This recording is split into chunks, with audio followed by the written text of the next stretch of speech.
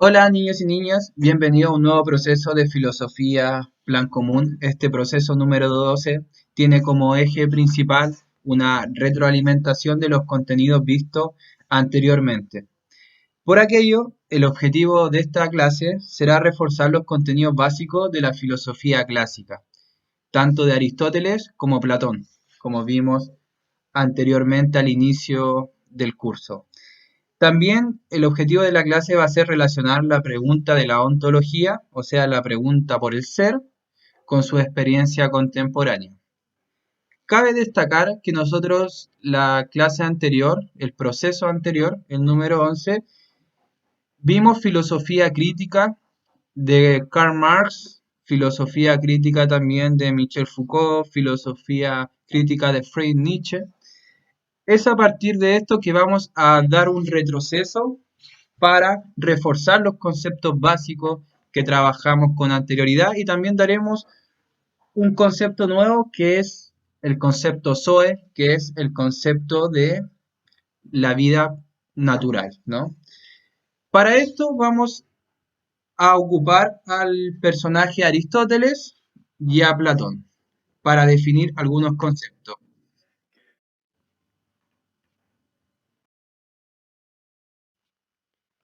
Entonces, niño, vamos a hablar un poco de lo que significa la política, tanto para Aristóteles como Platón. Vamos a definir un glosario básico de los conceptos más importantes en filosofía. Es importante que entiendan estos conceptos para poder identificar en la tarea algunos conceptos básicos como política, ética, Zoe y filosofía, ¿no? Que son los conceptos que vamos a ocupar para poder trabajar en este reforzamiento de la materia de la filosofía clásica. ¿Qué es la política según Aristóteles y según Platón? Es el arte de vivir en sociedad, es el arte del ciudadano. Es decir, toda persona al momento de nacer es un animal político. Todos los hombres son un animal político. Por ende, se tienen que involucrar a la ciudad-estado. Es decir, todas las personas tienen que optar a un bien común. ¿Qué es el bien común? Dirán ustedes. ¿Qué es el bien común? El bien común es la felicidad en conjunto, ¿no? Todo el ser humano tiene un deber y ese deber es trabajar para que la ciudad polis, la ciudad de la antigua Grecia, esté de mejor manera, ¿no? Por ejemplo, el artesano hará artesanía, el político se dedicará a la política y el filósofo se dedicará a la filosofía. Cada uno tiene que dedicarse a sus menesteres. Es decir, de manera concreta, la política es toda acción humana que involucra a un otro, es decir, relación de pareja, maestro-alumno, amistad, relaciones laborales. Todo lo que involucre una interacción con un otro en torno a vivir en sociedad es política. También la palabra política en la antigua Grecia estaba relacionada con el término de pedagogía, que en griego significa conducir al niño por el sendero de la vida. Entonces, en torno a lo que entendemos que es la política, podemos referirnos también a lo que es la ética. En la ética nicomaquea es el libro inicial de lo que se refiere a la ética occidental que nació en la antigua Grecia, ¿no? ¿Qué es la ética, dirán ustedes? La ética para todos nosotros es una forma de vivir, ¿no? La ética viene siendo un hilo conductor del comportamiento humano. Es a partir de la ética que nacería también la moral, ¿no? La ética viene siendo un constructo, un imperativo categórico. ¿Qué es el imperativo categórico? Es la definición kantiana con respecto a un accionar. Nosotros vamos a accionar en torno a que esa acción se transforme en una ley universal para el bienestar de todas las personas. Por ejemplo, no robar. No robar sería un imperativo categórico. ¿Por qué? Porque robar estaría malo y perjudicaría a todas las personas. Es por eso que no robar es una ley universal. En base a la ética aristotélica, diría que todo el ser humano busca un fin a través de diferentes medios. Es decir, todos buscamos hacer una acción para buscar un fin. Pero el fin último, para Aristóteles, es encontrar la felicidad. ¿Qué es la felicidad? Se preguntarán ustedes. La felicidad no se dará de manera fácil. hay que trabajar, hay que currar, ¿no? Para encontrar la felicidad. Es decir, no hay que arrojarse al placer banal, pero aún así nosotros podemos trabajar y también sentir placer. Podemos trabajar y de repente, no sé, ir a alguna fiesta o juntarnos con nuestro amigo, pero no siempre, porque hay que encontrar un punto medio. Y de eso se trata la ética de Aristóteles. Buscar un punto medio al cual Aristóteles llama prudencia, ¿no? Es el término aristotélico. Buscar entre los extremos, ¿no? Buscar el término prudencia. Por consiguiente, hay que actuar de manera ética, es decir, trabajar para la ciudad-estado buscando siempre el bien común y no el individual. Para aquello, el ser humano deberá buscar un punto medio entre los excesos. Ejemplo, no ser demasiado temerario, pero tampoco hay que ser cobarde, sino hay que buscar el punto medio, el término templanza, que sería ser valiente, ¿no? El punto medio, la templanza, sería el ser valiente. Todo ser humano tiene que buscar el punto medio de las cosas, ¿ya? Todo ser humano necesita estar viviendo, accionando de manera ética, de manera de no perjudicar a los demás. Y también es muy necesario para la ética aristotélica trabajar en función al bien común. Esa es la verdadera felicidad. Buscar el bien común y trabajar en torno a ello.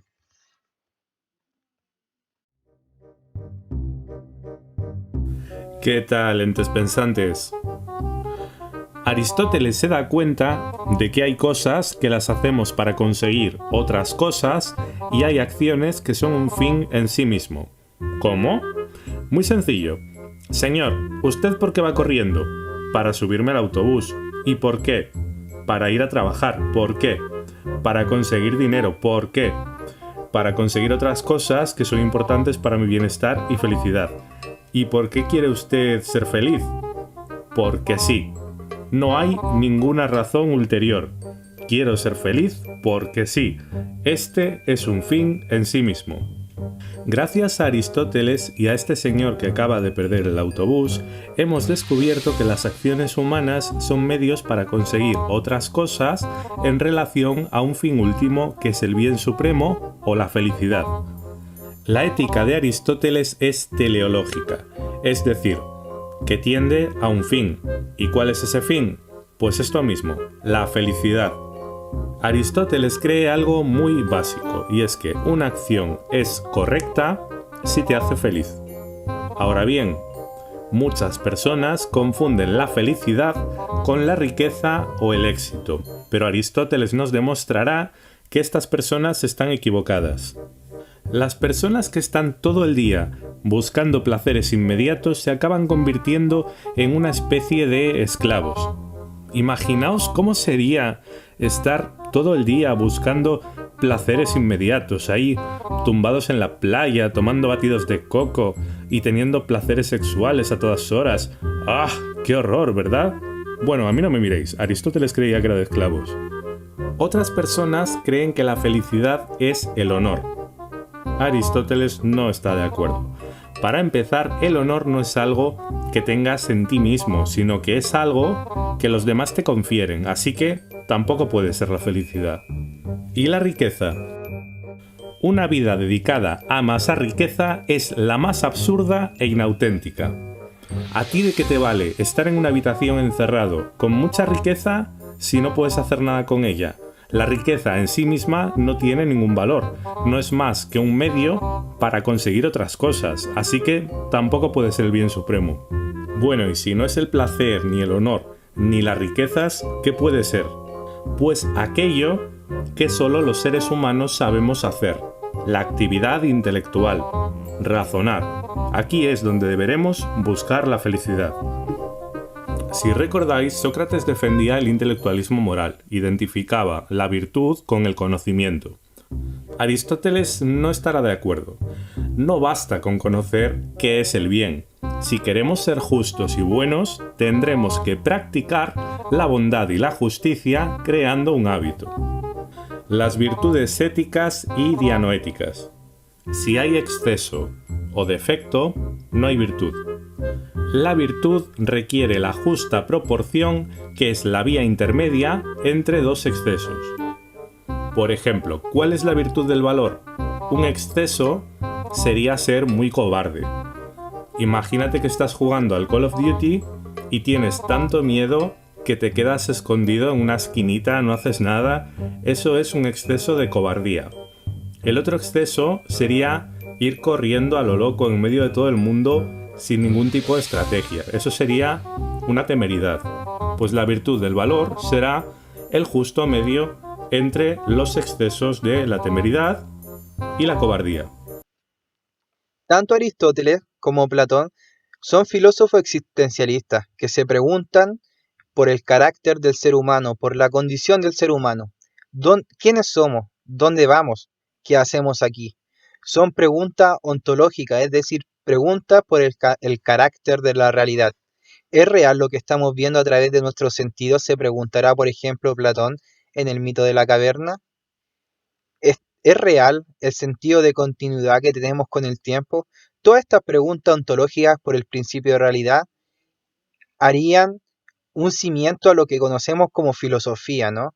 Filosofía es la hermenéutica, es la técnica de, de un ser humano para acceder al conocimiento, para acceder a la verdad. El hombre, tanto para Platón como Aristóteles, es un animal político, ¿no? A través de los sentidos, el hombre conoce la realidad material que lo rodea.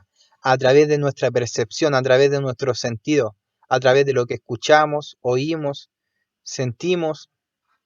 Es a través de nuestros ojos que podemos ver, por ejemplo, el sol, el árbol, etc.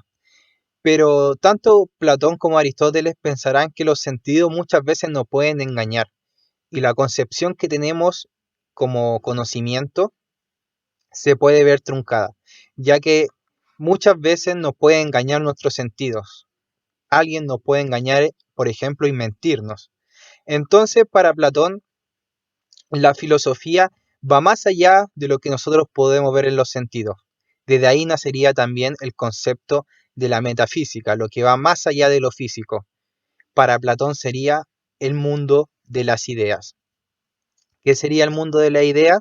Sería el mundo en el cual las personas razonan, se reflexionan y se cuestionan el mundo a través del conocimiento y de la opinión personal, ¿no? Para Platón, toda persona nacería con el uso de la razón, pero no toda persona hace uso de la razón, pero todas las personas lo tienen. Ejemplo, en el mundo de las ideas, las cosas son perfectas, pero en el mundo de la percepción, las cosas perecen, las cosas nos pueden engañar. Es por eso que el mundo de las ideas para Platón es el mundo de la belleza y el conocimiento. Es el mundo de la filosofía.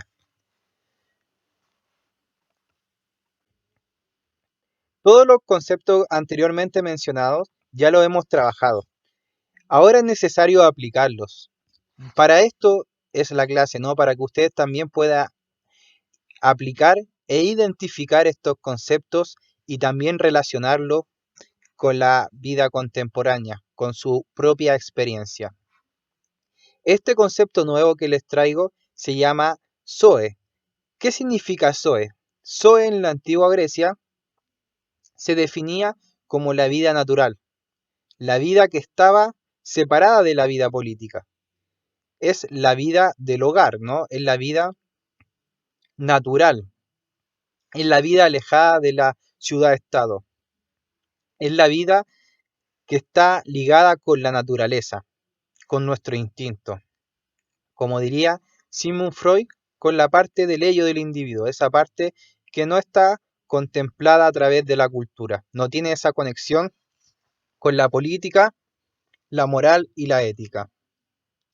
A diferencia de su contraparte que sería el bios.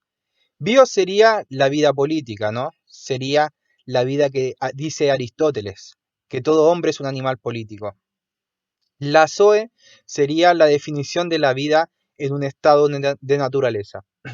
¿Por qué indico esto, chiquillos? Porque muchos filósofos han criticado a la filosofía griega en instaurar al hombre siempre en la vida política, en el labor, en la política de la ciudad-estado. Fue la antigua Grecia, los filósofos de la antigua Grecia, los primeros en decir cómo se podría construir una república. Dieron los cimientos para un estado de democracia. Pero también trajo muchos vicios. Por ejemplo, decir qué personas son ciudadanas y qué personas no son ciudadanas. Ejemplo, en la antigua Grecia, una persona ciudadana, como ustedes recordarán la clase que vimos de Aristóteles, es una persona mayor de 21 años, jefe de hogar, nacional, ¿no? Él tiene que ser una persona que haya nacido en el estado, en la ciudad-estado de Grecia. Es por eso, chiquillos, que es necesario entender que la democracia ateniense es muy distinta a la democracia que conocemos actualmente. Es una democracia en la cual había un régimen que decía qué personas pueden participar en la política y qué personas no. Ejemplo, las mujeres eran ciudadanos de segunda clase, los ancianos eran ciudadanos retirados y los niños eran ciudadanos incompletos. Es decir, había un canon expuesto de qué persona podía participar en la política, qué persona podía dialogar en el ágora, que era la plaza en donde se reunía la gente a dar inicio a una actividad económica, una actividad filosófica, etcétera. Entonces es necesario entender que en Grecia se constituyó que la vida, que toda vida nacería siendo una vida política, es decir, la persona al momento de nacer estaría obligada a pertenecer a una ciudad-estado. Por eso le digo, chiquillos, que la reflexión filosófica, por ejemplo, contemporánea, empieza a decir que en el nacimiento no habría un acontecer nuevo, por ejemplo, un concepto de Hannah Arendt. Ella diría que no habría un acontecer nuevo en el nacimiento de las personas, ya que toda persona al momento de nacer nacerían con el precepto que es un animal político. Por eso que a través de la filosofía no se busca tener pensamiento establecido, conceptos establecidos, ¿no? Sino que se busca desarticular y derrumbar todos estos pensamientos. Por eso yo lo invito, chiquillos, a pensar cómo es el sujeto en la actualidad. El sujeto en la actualidad piensa en la filosofía. Por ejemplo, el sujeto actual cree en el mundo de las ideas y que la percepción muchas veces no puede mentir.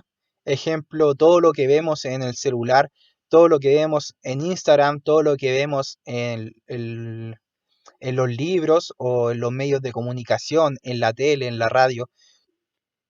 Es decir, la gente hoy en día se está preguntando por la filosofía, se está preguntando por acceder al verdadero conocimiento, se está preguntando si quizás la percepción puede cambiarnos nuestra forma de vida y quizás la realidad sea otra la que estamos viendo ahora.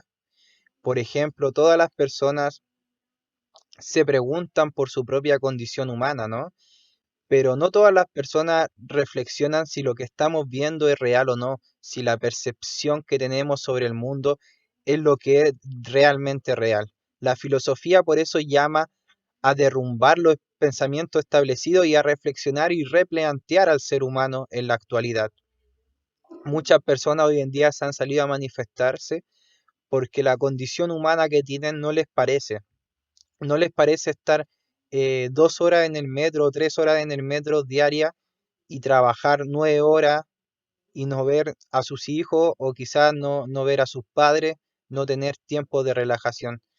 Es por eso que se ha preguntado de nuevo el ser humano, si el ser humano en Chile, por su propia condición. Después del 18 de octubre el ser humano se preguntó de nuevo por su propia condición, por su ser. La filosofía indicaría que las revoluciones se hacen porque el ser humano se pregunta de nuevo por su condición humana.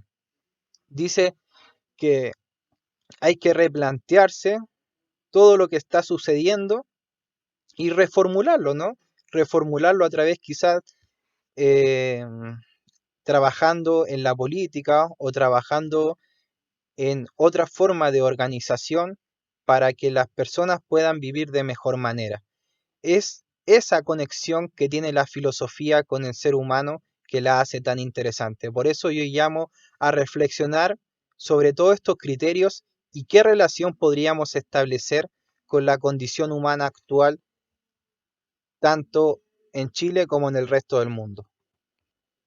Descubierto algo más de la filosofía. Es una actividad racional. Esto quiere decir que utiliza la razón para intentar resolver algunos problemas. ¿Pero qué problemas?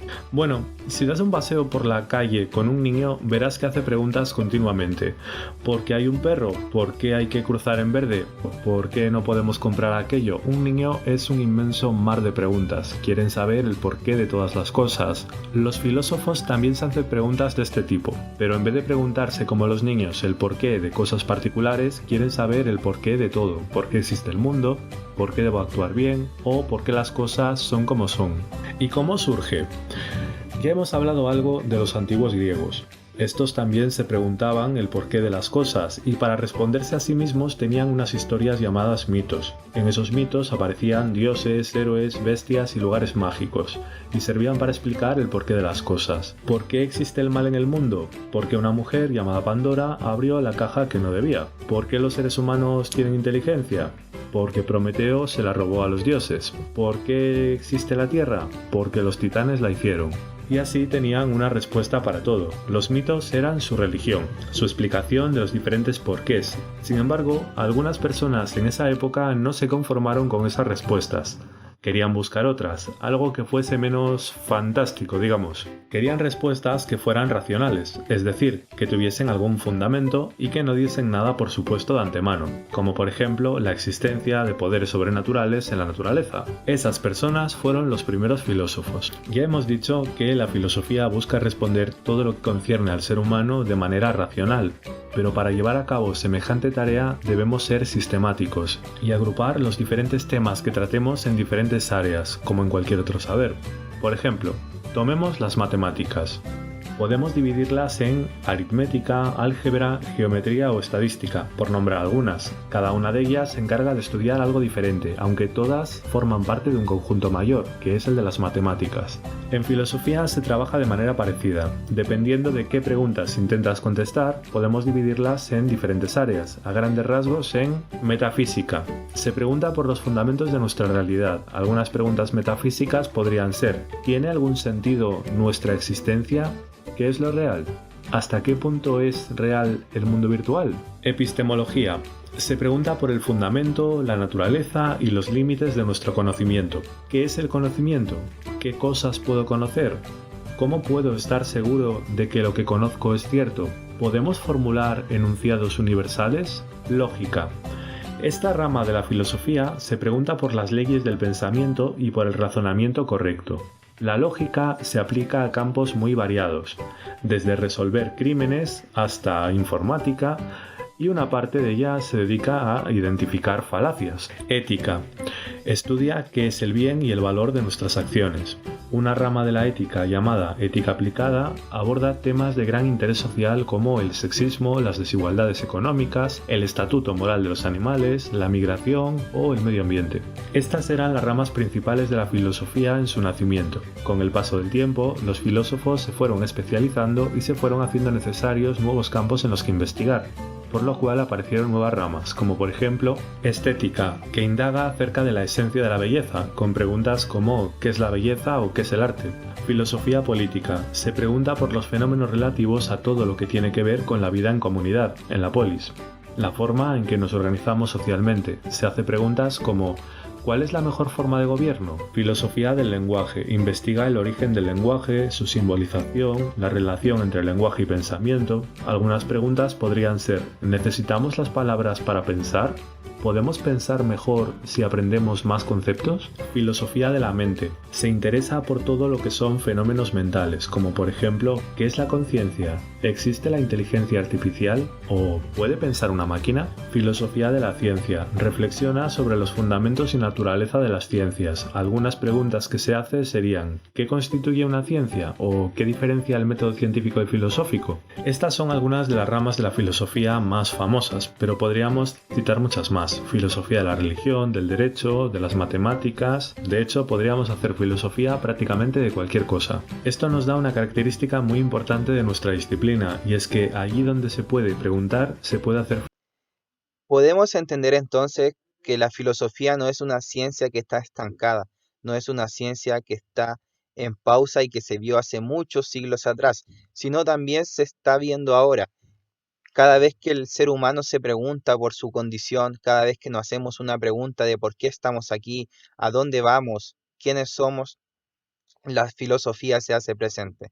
Es por eso que quiero que ustedes identifiquen los 4 conceptos que trabajamos en la clase, tanto filosofía, política, zoe y ética, para tener un vocabulario básico de lo que es la filosofía y también que lo puedan relacionar con el acontecer actual de Chile, que es muy interesante, ¿no? Y también con el acontecer actual de todo el mundo, ¿ya?